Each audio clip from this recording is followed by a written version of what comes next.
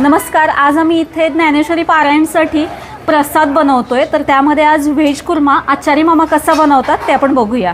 500 लोकांसाठी आपण व्हेज कुर्मा बनवतोय. पहिल्यांदा तेल घालायचंय. तेल साधारण 3 किलो. कढीपत्ता, कांदा 6 किलो. टोमॅटो पण लगेच घालायचं का? हो, दोन्ही एकदमच भाजायचं. हां. ठीक आहे. टोमॅटो किती किलो आहे? 3 किलो. मीठ,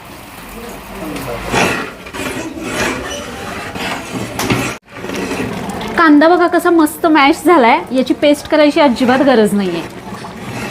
आता यामध्ये काही मसाले घालायचे आहेत. त्यामध्ये हा आपला कांदा लसूण मसाला आहे, हळद आहे, धणे जिरे पूड आहे आणि गरम मसाला आहे.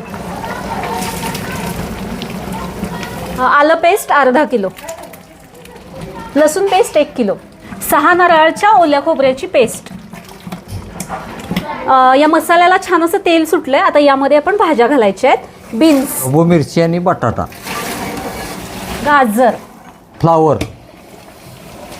मॅप्को वाटाणा,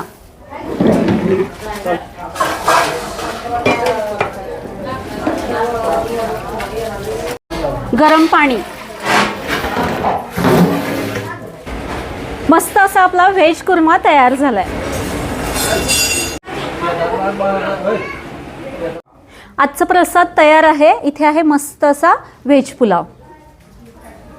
प्रसादासाठी मस्त अशा गरमागरम पुऱ्या, फ्रूटखंड, व्हेज पुलाव आणि मिक्स व्हेज कुर्मा तयार आहे. फ्रूटखंड